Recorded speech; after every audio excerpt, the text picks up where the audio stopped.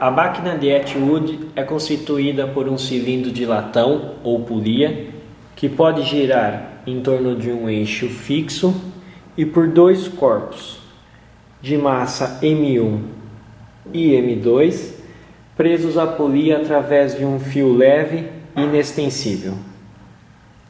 Devido à diferença de peso entre os dois corpos, surge um torque não nulo na polia que gira com aceleração angular constante. O objetivo desse experimento é medirmos o momento de inércia da polia em relação ao seu eixo de rotação e o torque da força de atrito entre a polia e o eixo. Se o sistema é abandonado sem velocidade inicial, a relação entre a diferença de massa entre os dois corpos e a aceleração linear do movimento é dada por essa equação, onde ΔM é a diferença entre as duas massas, supondo a massa do corpo 1 maior que a massa do corpo 2. T é o tempo em que as massas se deslocam de uma altura h. G, a aceleração da gravidade. R, o raio da polia. E M maiúsculo é a soma das massas dos dois corpos. O importante é que a massa total deverá ser mantida constante, variando somente a diferença de massa entre um corpo e outro. Para isso, passamos esses pequenos discos de um lado para o outro. Neste experimento, utilizaremos uma balança de precisão para medir a massa dos dois corpos, uma régua para medir o deslocamento entre os corpos, um cronômetro para medir o tempo desse deslocamento e um paquímetro para tomarmos as medidas da polia de latão.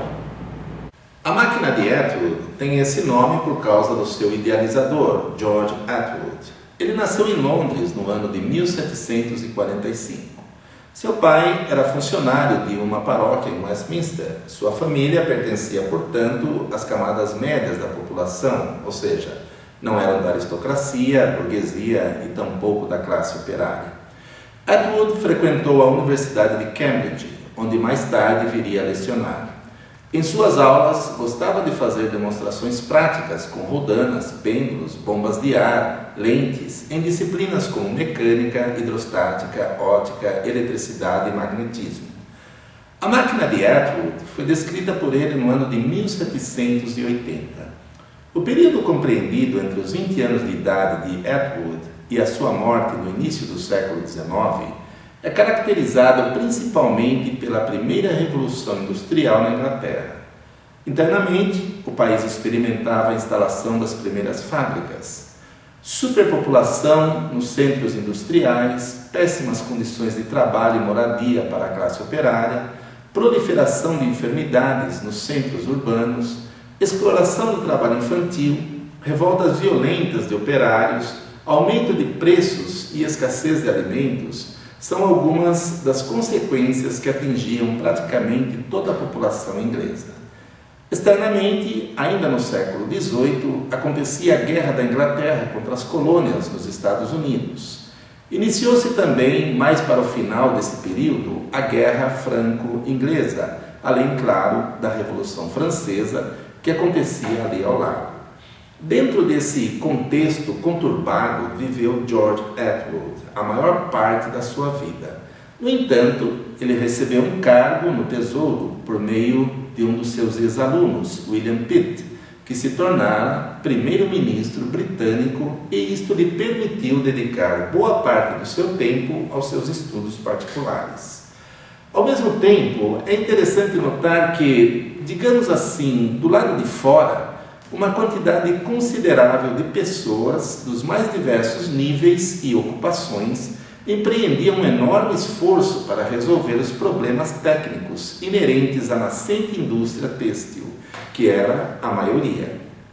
Fiação e tecelagem eram palavras que estavam na ordem do dia de boa parte dos ingleses nessa época.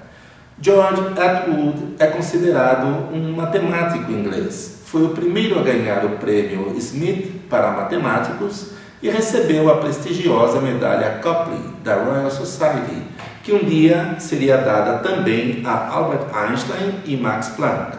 Morreu aos 61 anos de idade em 1807, solteiro, na mesma Londres em que nascera.